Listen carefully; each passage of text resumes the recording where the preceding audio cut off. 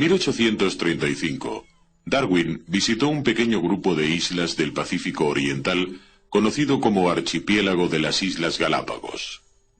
Descubrió que los seres vivos encontrados en esas islas eran distintos a los que había hallado en otros lugares. Entre las muchas plantas y animales había una gran variedad de pinzones. Encontró 14 especies de esas aves. En cada caso el pico se había adaptado conforme a sus hábitos alimenticios. Algunas formas estaban equipadas para triturar semillas o para desalojar insectos. Una era incluso capaz de chupar la sangre de otras aves. ¿Cómo se habían desarrollado todas estas variaciones? Darwin presentó luego una teoría que explicaba la aparición de formas nuevas y que se conoció como teoría de la evolución. Dicha teoría del desarrollo evolutivo está respaldada por los restos fósiles. Los fósiles, formados a lo largo de millones de años, demuestran la constante aparición de nuevas variedades. Una especie podía transformarse totalmente, incorporando muchos cambios pequeños. Pero persistía la pregunta fundamental: ¿por qué aparecían variaciones de la estructura física? Y si esas variaciones resultaban beneficiosas, ¿cómo se preservaban y pasaban a las generaciones siguientes? Investigar estos temas es penetrar en los secretos más profundos de la vida. En 1865, un monje austríaco llamado Gregorio Mendel había descubierto las leyes que regían la transmisión de los rasgos físicos en los guisantes. Cruzando ejemplares de plantas de semillas verdes y amarillas, descubrió que la descendencia resultante se parecía a uno solo de sus antecesores. El color del otro aparecía en la siguiente generación en una proporción de 3:1.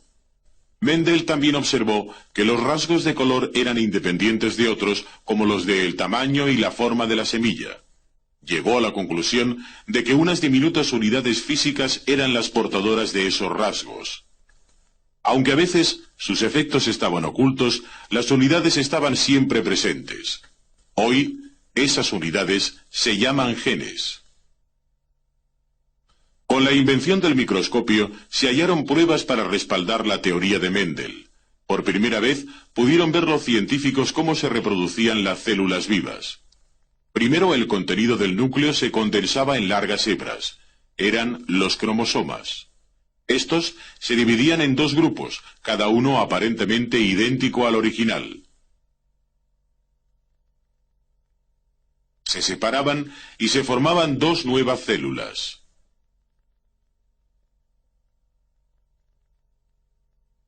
Cada célula recibía un grupo completo de cromosomas.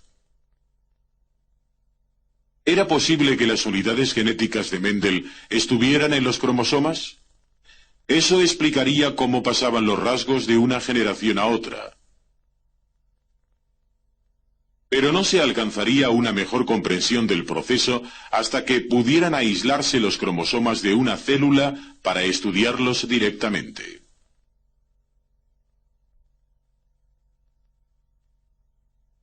Hoy, con técnicas modernas, los cromosomas pueden separarse del núcleo para analizarlos químicamente.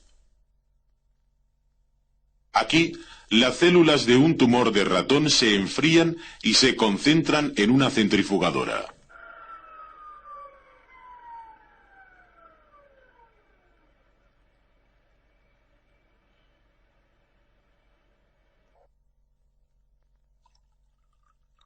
Al añadirles agua destilada fría, las células se hinchan. La membrana de la célula se rompe triturándola cuidadosamente en un homogenizador de cristal. Una vez rota la membrana, los núcleos quedan libres y se alejan del resto de la célula por flotación. Al volver a poner la mezcla en la centrifugadora, los núcleos giran a gran velocidad. y se depositan en el fondo de la probeta. Si se añade un detergente a la mezcla, se rompe la membrana nuclear y los cromosomas pasan a la solución.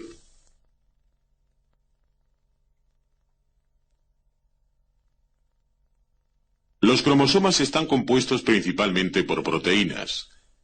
Estas pueden extraerse añadiendo cloroformo y volviendo a poner la probeta en la centrifugadora.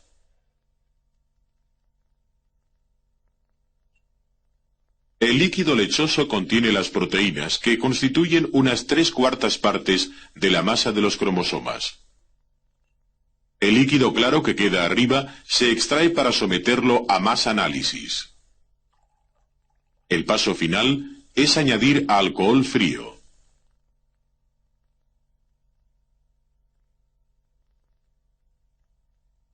Al mezclarlo, se forma un precipitado gelatinoso. Es el ácido desoxirribonucleico o ADN.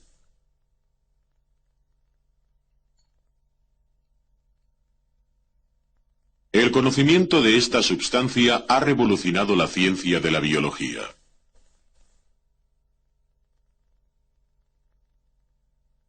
Para saber más acerca del ADN, disolveremos una pequeña cantidad en una solución salina. Al añadirle un ácido fuerte, las moléculas del ADN se rompen en fragmentos o subunidades.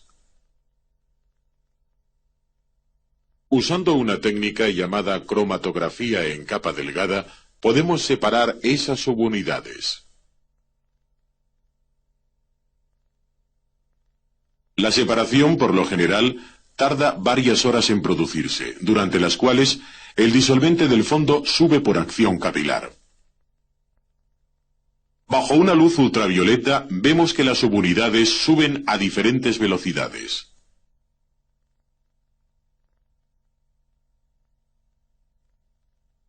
Hay solo 4 tipos de subunidades y se llaman nucleótidos.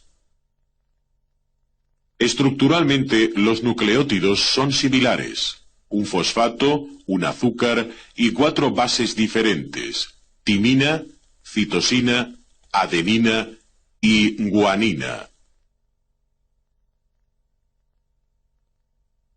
Al separar la molécula de ADN en sus subunidades químicas, se destruye su estructura natural.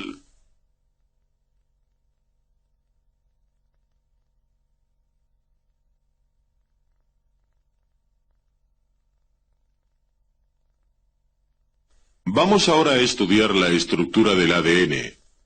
Esta fotografía muestra cómo un haz de rayos X fue dispersado por una sola fibra de ADN. Y fue una fotografía tomada así por Maurice Wilkins lo que le llevó a descubrir su estructura.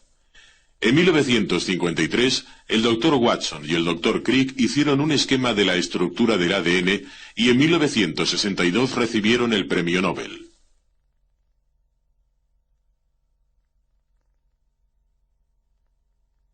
Los grupos de azúcar y fosfato forman una doble cadena a lo largo de la molécula, y la disposición de los átomos se repite varios millones de veces.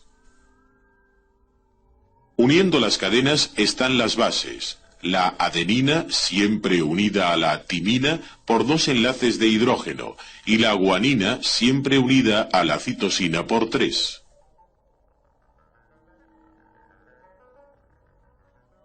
Finalmente, las 2 cadenas unidas se enroscan para formar una espiral doble.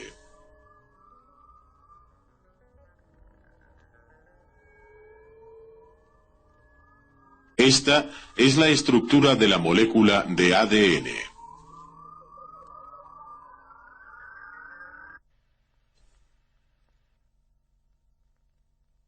La molécula de ADN forma el material genético de toda célula viva. Pero las células vivas están compuestas preferentemente por proteínas, largas cadenas de aminoácidos. Las células diferentes contienen diferentes proteínas. La sangre contiene proteínas muy distintas de las células musculares. Las proteínas del cabello o de la piel difieren mucho de las plumas. Cuando pensamos en todas las formas que adoptan los seres vivos, la lista de proteínas se amplía ilimitadamente.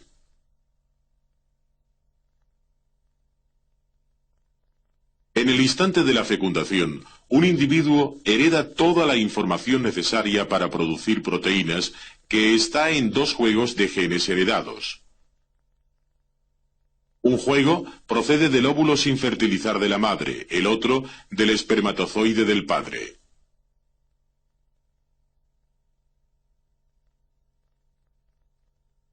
El núcleo del óvulo fertilizado es microscópico, pero contiene un juego completo de instrucciones para la producción de las proteínas que necesita el organismo. Son las moléculas de ADN del núcleo las que contienen estas instrucciones. La molécula de ADN proporciona una serie de señales o código que dirige la producción de proteínas. Las letras del código corresponden a las bases de la doble espiral. C de citosina, G de guanina, A de adenina y T de timina. Cada molécula de proteína tiene su propio código, determinado por la secuencia de esas bases. Un grupo de enzimas se une a la molécula de ADN y lee el mensaje en clave. Parte del grupo recorre una zona de la cadena. Reconoce químicamente las bases al pasarlas e incorpora a ellas otros nucleótidos de los alrededores, creando una nueva molécula según las reglas correctas de apareamiento. C con G y A con U. U corresponde a la base urácilo, que reemplaza a la timina en esta nueva molécula llamada ácido ribonucleico o ARN, que es un paso intermedio en la producción de proteínas.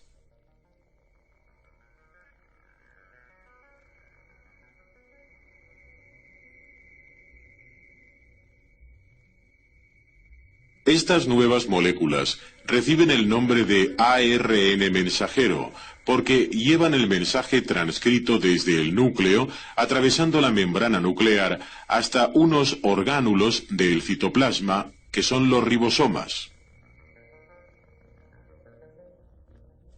Es aquí donde en realidad se fabrican las proteínas. El ribosoma lee el mensaje del ARN en grupos de 3 letras, llamados codones. Cada codón codifica un aminoácido específico que es traído al ribosoma y unido a la proteína en formación.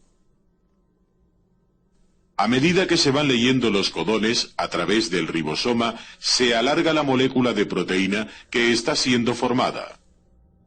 El último grupo de 3 letras del ARN mensajero contiene el código que pone fin al proceso y la molécula de proteína queda completa.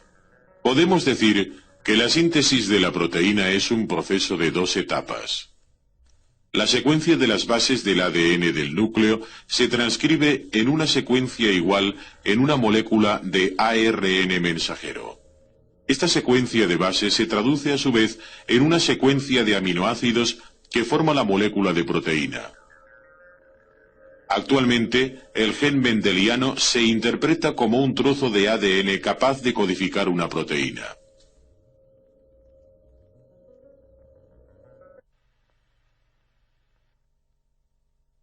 Los cromosomas se dividen durante la fragmentación celular. Pero ¿cómo duplica la molécula de ADN la información genética para que pase con los cromosomas a la siguiente generación? El esquema de Watson y Crick de la estructura de ADN sugiere cómo se lleva a cabo esta duplicación. Primero, un grupo de enzimas rompe los enlaces que unen los pares de nucleótidos. Otro grupo de enzimas forma horquillas repetidoras que se mueven por la molécula en ambas direcciones, rompiendo los enlaces de hidrógeno. Un grupo de enzimas recorre cada cadena y une un nuevo nucleótido a su pareja correspondiente.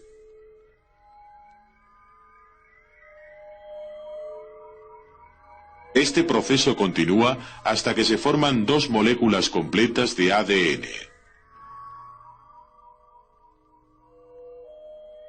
Este es el proceso de duplicación del ADN.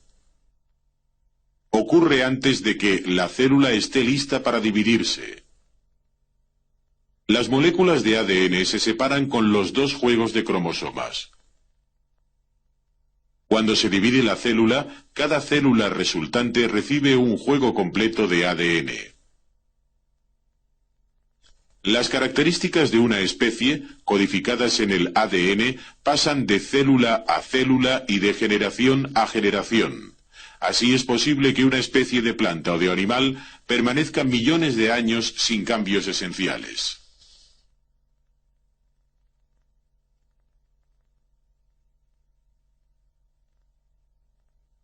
Hoy sabemos que el ADN es la molécula de la herencia que dirige la producción de proteínas y así controla la estructura y funciones de una planta o de un animal. Pero ¿cómo explicamos las variaciones que ocurren? ¿Cómo explicamos la aparición de vida totalmente nueva en la faz de la Tierra? La secuencia de las bases de la molécula de ADN puede cambiarse por radiación ionizante o por la acción de ciertos agentes químicos. O puede ocurrir un error al entrar nuevas bases en el proceso de duplicación. Las enzimas recorren la molécula, reparando constantemente las roturas de una cadena o el inadecuado apareamiento de bases. Pero si falta una pareja de bases o la reparación es defectuosa, tal vez no se corrija el error.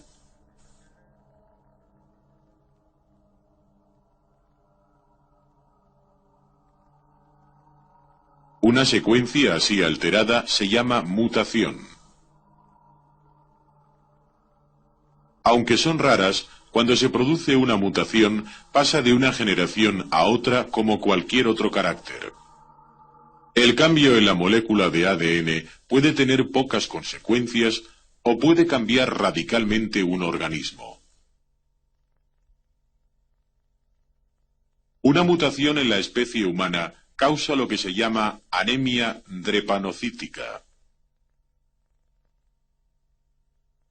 La hemoglobina es la proteína de los glóbulos rojos sanguíneos que recoge el oxígeno y lo lleva a otras partes del cuerpo. La molécula de hemoglobina consta de 4 cadenas de polipéptidos, proteínas pequeñas. Las moléculas de oxígeno recogidas en los pulmones están débilmente enlazadas a un ion de hierro en el centro de cada molécula. La estructura de cada proteína está determinada por el código de 3 letras de la molécula ADN. Un cambio en este código causa la anemia drepanocítica. La mutación altera solo uno de los 146 aminoácidos de la molécula de proteína. Pero cuando la hemoglobina descarga el oxígeno, en lugar de quedar separadas como las moléculas normales de hemoglobina, las drepanocíticas se unen formando cadenas que deforman los glóbulos rojos. Las células distorsionadas pueden resultar dañadas o destruidas y el resultado es la anemia en el portador de la mutación. La anemia drepanocítica no es sino una anormalidad causada por una mutación puntual genética. La mayoría de las demás mutaciones también perjudican las posibilidades de supervivencia del organismo. Pero las mutaciones permiten asimismo que los seres vivos adquieran nuevas formas. De vez en cuando aparece una mutación que ayuda al organismo a adaptarse mejor a su ambiente. El proceso de la evolución conserva las variaciones mejores y más útiles. Gran número de las especies que habitan la Tierra surgieron de pequeños cambios en una molécula de ADN. La clave química de la vida.